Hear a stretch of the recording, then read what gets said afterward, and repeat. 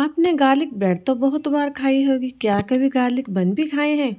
ये चीज़ी और garlic bread इतने टेस्टी और डिलीशियस बनते हैं, अगर बनाएंगे खाएंगे तो खुद जान जाएंगे। जी हाँ फ्रेंड्स, देखिए कितने सॉफ्ट एंड सुपर जाली वाले बने हैं, अंदर से चीज़ी और बाहर से क्रीमी। और ये घर पर बनाना बहुत ही आसान है और ये गैस और ओवन दोनों में बनाए जा सकते हैं। अगर आप एक बार घर पर बनाएंगे तो मार्केट से लाना बिल्कुल भूल जाएंगे। और ये प्योर वेजिटेरियन है विदाउट एग। और जो आप मार्केट से लाते हैं वो प्योर वेज नहीं होते हैं।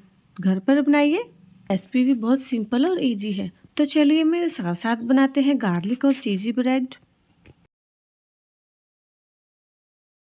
तो सबसे पहले एक बर्तन में लेंगे 150 ml ल्यूक वार्म मिल्क और इसमें डालेंगे 1 चम्मच ईस्ट और 2 चम्मच चीनी के, और इसे अच्छे से मिक्स कर लेंगे ताकि जो ईस्ट है वो एक्टिवेट हो सके, और ढककर इसे छोड़ देंगे 10 मिनट के लिए। और अब एक अलग बर्तन में लेंगे 1 कप मैदा, 1 चम्मच चीनी, आधा कप मिल्क पाउडर। अब इसमें डालेंगे आधा चम्मच ओरिगेनो, 1 टेबलस्पून मेल्टेड बटर और या फिर फाइन ऑयल भी ले सकते हैं, और साथ ही में डाल देंगे दूध और ईस्ट का घोल जो हमने तैयार किया था, और इसे अच्छे से मिक्स करेंगे।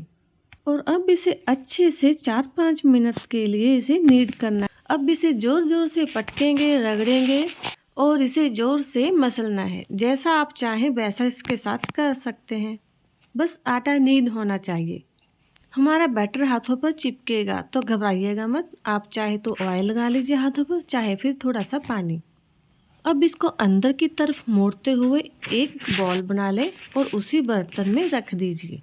और अब इसके ऊपर से चाहे तो फिर मेल्टेड बटर लगा दीजिए, चाहे तो फिर कोई ऑयल, अगर वो भी नहीं है तो कोई फ्रेश मिल्क क्रीम ही लगा दीजिए। मैं लगा रही हूँ मेल्टेड बटर और उसमें मैंने थोड़ा सा गार्लिक भी डाल दिया था। और अब इसे आधे घंटे के लिए ऐसे ही छोड़ देंगे। तो अब एक अलग बर्तन में लेंगे थोड़ा सा बटर, आधा चम्मच गार्लिक पेस्ट और आधा चम्मच ओरिगेनो, और इसे अच्छे से मिक्स कर लेंगे। तो आटा लगा कर रखे हुए हमें आधा घंटा हो गया और आटा फूलकर पहले से भी डबल हो गया है। तो अभी दोबारा से इसे फिर से नीट करेंगे बस 1-2 मिनट के लिए, ताकि इसमें जो एयर बनी है वो निकल जाए। तो अब इसे ज़्यादा नीट करने की ज़रूरत नहीं है।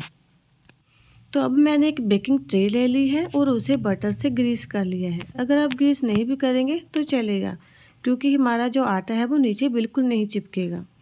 तो अब हमारा जो नीट किया हुआ आटा है, मैं इसकी छोटी छोटी लोइयाँ बना लूँगी। तो मैंने सारे आटे की सिर्फ 4 लोई बना ली है और इसे एक हाथ पर अच्छे से स्प्रेड कर लिया है, छोटी सी जैसे टिक्की हो। तो अब इसके सेंटर में आप कोई भी मोज़रेला चीज़ या फिर कोई चेडार चीज़ रख सकते हैं। देखिए बिल्कुल इस तरह, और इसे ऐसे बंद करना है हमें कि कहीं भी कोई क्रैक ना रहे। अगर कोई क्रैक रहा तो वहाँ से हमारा जो बन है वो फट जाएगा। तो अब इसे दोनों हाथों से गोल गोल करते हुए हम इसे अपनी बेकिंग ट्रे में रख लेंगे। देखिए बिल्कुल इस तरह से। तो अब इसी तरह से बाकी बन भी बना लेंगे। पहले हमने एक लोई को हाथ पे लेकर थोड़ा टिक्की टाइप बना लिया, और ये बिल्कुल एक साथ स्प्रेड होना चाहिए, कहीं से मोटा या फिर कहीं से पतला नहीं होना चाहिए। तो फिर से ड्राइड चीज़ लेंगे और इसके बीच में फिल कर देंगे, बिल्कुल उसी तरह जैसे हमने पहले बनाए थे। आप चाहे जितना मर्जी चीज़ ले सकते हैं अपनी इच्छा अनुसार, बस हमारा जो बन है वो अच्छी तरह से बंद होना चाहिए, कहीं से भी खुला नहीं होना चाहिए या फिर कोई भी क्रैक नहीं होना चाहिए। तो अब इसे भी गोल गोल शेप देकर हम अपने बेकिंग ट्रे में रख लेंगे। फ्रेंड्स, मैं अक्सर आपके लिए ऐसी डिलीशियस और टेस्टी रेसिपीज़ लेकर आती रहती हूँ। अगर आपको मेरी वीडियोस अच्छी लगती हैं तो आप मेरे चैनल को सब्सक्राइब कीजिएगा, और हो सके तो वीडियो को शेयर भी जरूर कीजिएगा, मुझे बहुत सपोर्ट मिलता है।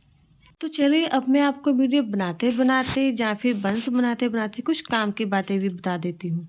ईस्ट के बिना ये बंस कभी नहीं बनेंगे। और ईस्ट को एक्टिवेट करने के लिए आप दूध की जगह पानी भी ले सकते हैं और उसे 10 मिनट के लिए छोड़ दें। और ईस्ट के साथ आटा गूंदने के बाद उसे कम से कम आधा घंटे के लिए जरूर छोड़ दें, और फिर इसे किसी डार्क प्लेस या फिर गर्म जगह पर रखें। तभी हमारे जो बंस हैं वो अच्छी तरह से जालीदार बनेंगे। और अगर आपके पास ओवन नहीं है तो आप ओवन की जगह कढ़ाई में थोड़ा सा नमक डालकर खाली कढ़ाई में, जैसे कि हमने थोड़ा सा नमक डाल लिया, उस पर अपनी बेकिंग ट्रे रख सकते हैं। और अगर आपके पास बेकिंग ट्रे नहीं है तो आप किसी थाली को ग्रीस करके जूस में ला सकते हैं। ये कोई जरूरी नहीं है कि आपके पास ओवन या फिर बेकिंग ट्रे होनी चाहिए अगर आपने बंस या फिर गार्लिक ब्रेड बनानी हो। बातें करते करते हमारे सारे बंस बन चुके हैं। तो जो पहले हमने गार्लिक और बटर का एक पेस्ट बनाया था, अब हम उसे मेल्ट कर कर ब्रश की मदद से या फिर किसी चम्मच की हेल्प से इन बंस पर स्प्रेड कर देंगे। और आप बटर की जगह फ्रेश मिल्क क्रीम भी यूज़ कर सकते हैं। इससे भी हमारे बंस पर काफ़ी अच्छा टेक्सचर और कलर आएगा, क्योंकि जब ब्रेड ओवन में पकते हैं तो इसकी ऊपरली लेयर बहुत सख्त या फिर ड्राई हो जाती है। पकते समय जो बंस सारा हमारा जो ऑयल है या फिर बटर है सोख लेंगे। अब हमें फिर से इन्हें 20 मिनट के लिए ऐसे ही छोड़ना होगा। मैं इन्हें ओवन में रख रही हूँ, पर मैंने ओवन अभी ऑन नहीं किया है, क्योंकि अभी विंटर सीजन चल रहा है तो ठंड में जी हमारे बंस बिल्कुल नहीं फूलेंगे। इसलिए मैंने इन्हें थोड़ी गर्माइश वाली जगह यानी कि ओवन में रख दिया है 20 मिनट के लिए। अब 20 मिनट हो चुके हैं तो आप देख सकते हैं कि हमारा जो बंस है थोड़े से पहले से फूल चुके हैं। तो अब मैं 20 मिनट के बाद ओवन को ऑन करने जा रही हूँ। तो मैंने कम से कम 20 मिनट के लिए 180 डिग्री पर ओवन को स्टार्ट कर दिया है। तो अब जब तक हमारे जो बंस हैं वो बेक हो रहे हैं, तब तक हम अगली तैयारी देख लेते हैं कि क्या करना है। तब तक मैंने जो मोज़रेला चीज़ है उसे ग्रेट कर लिया है कद्दूकस की हेल्प से। आप जहाँ पर कोई भी चीज़ यूज़ कर सकते हैं, जैसे कि पीसेस वाला चीज़ भी आता है वो भी। तो अब हम देखते हैं कि हमारे बंस का क्या हाल है। वाह, बहुत अच्छे बनकर तैयार हुए हैं।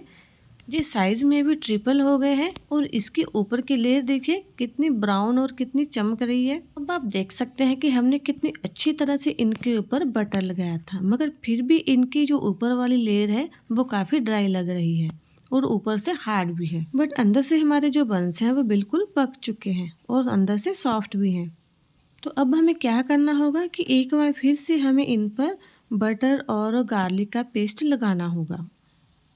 अब हम फिर से इसके ऊपर से मोज़रेला चीज़ डालेंगे जो हमने ग्रेट कर रखा हुआ था। आप जैसे चाहें वैसे रख सकते हैं।